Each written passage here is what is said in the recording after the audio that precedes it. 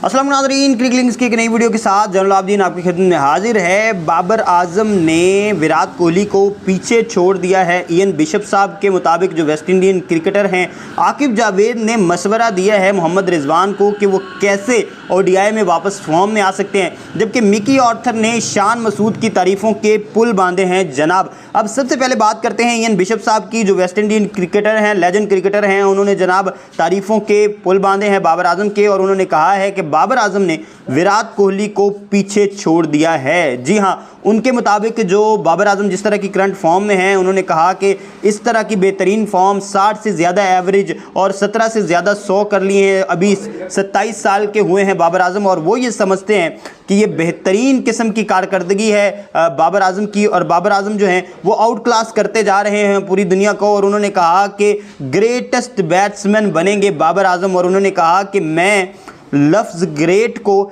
ऐसे ही इस्तेमाल नहीं करता, लूजली इस्तेमाल नहीं करता, बल्कि जब मैं ये इस्तेमाल करता हूँ तो मेरा मतलब एक्चुअल में ग्रेट ही होता है। और मौजूदा जिस तरह की फॉर्म में है वाइट बॉल क्रिकेट की, पर्टिकुलरली बाबर आजम, वो ये समझते हैं कि आउट क्लास कर रहे हैं बाबर आजम सब लोगों को। और सारे जो शायकीन हैं और दूसरे जो क्रिकेटिंग एनालिस्ट हैं, उन्होंने कहा, मैंने बाकायदा तौर पर अपने जो दूसरे कोलीग्स हैं उनसे डिस्कस किया, और पिछले 24 घंटों में ख़ास तौर पर, लेकिन सबकी राय जो है वो मुतफ़िक़ा तौर पर यही थी कि बाबर आजम बहुत बड़ा नाम बनने जा रहे हैं, और हैं भी।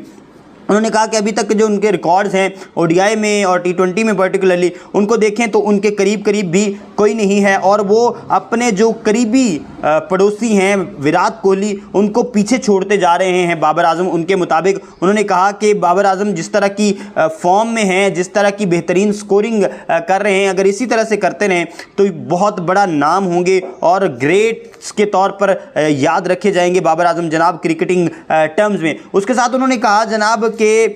जिस तरह के एवरेज है बाबर आजम की, और जिस तरह की टेस्ट की इनकी फॉर्म अब दोबारा से शुरू हो गई है, और जिस तरह से वो कह रहे थे, उन्होंने कहा कि पहले मुझे ये खुद समझ नहीं आ रही थी कि बाबर आजम टेस्ट में क्यों अच्छा परफॉर्म नहीं कर पा रहे और क्यों टॉप रैंकिंग्स में नहीं आ रहे, लेकिन अब उनकी बाकायदा तौर पर रिदम में आना शुरू हो गए हैं वो, और रेड बॉल क्रिकेट में उनकी टॉप 3-4 में आना शुरू हो गए हैं। और मैं ये समझता हूँ कि बहुत जल्द इसी टेम्परामेंट और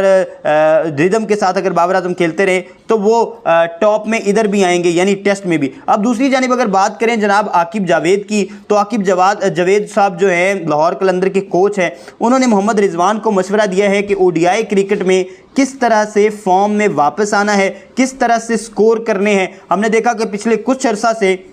जो रिजवान हैं वो टी20 में तो आउट क्लास परफॉर्म कर रहे हैं, टेस्ट में भी अच्छी इनिंग्स खेली उन्होंने, ऑस्ट्रेलिया के खिलाफ जो 100 स्कोर किया, लेकिन ओडीआई में जो है वो थोड़ा सा मसाइल का शिकार हो रहे हैं, और ओडीआई में थोड़ा सा उन्हें मसाइल का जो है वो सामना करना पड़ रहा है। आकिब जावेद साहब ने कहा है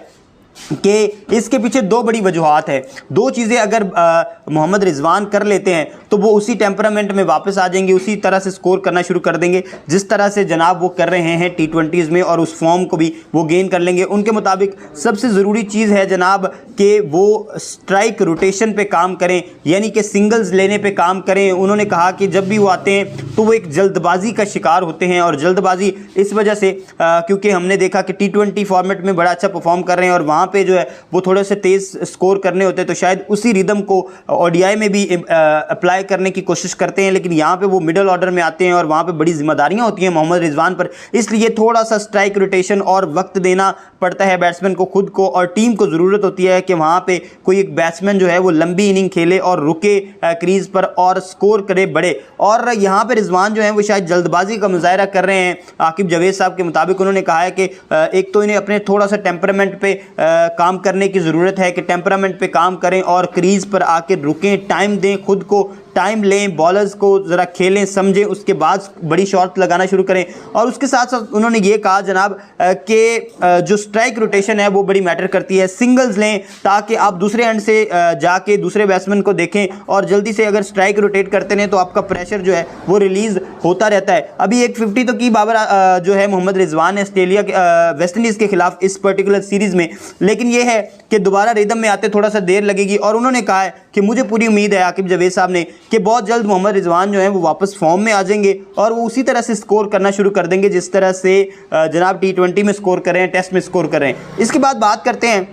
शान मसूद की। जनाब शान मसूद जो हैं वो अपने नाम के और पाकिस्तानी झंडे जो हैं वो गाड़ रहे हैं जनाब। इंग्लिश काउंटी चैंपियनशिप के सेकंड डिवीजन में जो हमने देखा बहुत अच्छे स्कोर कर रहे हैं, 90 प्लस की एवरेज है जनाब उनकी, और 900 से ज़्यादा स्कोर किए हैं उन्होंने 11 मैचेस में। और अभी जो रिसेंटली 2 मैच आखिरी उन्होंने खेले, उसमें एक में उन्होंने जनाब 49 स्कोर की इनिंग खेली, एक में 98 रन की इनिंग खेली। और मिकी आर्थर जो हैं वो बाकायदा तौर पर उनके फ़ैन हो चुके हैं और पहले भी उनकी जो है वो कोचिंग में भी खेलते रहे हैं शान मसूद। तो उन्होंने कहा कि बहुत अच्छी परफॉर्मेंसेस का ना सिर्फ मुजाहरा कर रहे हैं बल्कि मैच्योरिटी का मुजाहरा कर रहे हैं शान मसूद, और जिस तरह से करना चाहिए एक बॉलर को, जिस तरह से जिम्मेदारी लेनी चाहिए एक बैट्समैन को, वैसे ही कर रहे हैं शान मसूद। और आते ही अटैक करते हैं और बॉलर को अटैक करके उनको अपने हिसार में ले लेते हैं और खुद का प्रेशर बिल्ड करते हैं, और यही सबसे खूबसूरत चीज़ है उनके मुताबिक। और मिकी आर्थर ये समझते हैं कि बहुत जल्द जो है वो शान मसूद जो है वो पाकिस्तान क्रिकेट टीम में भी,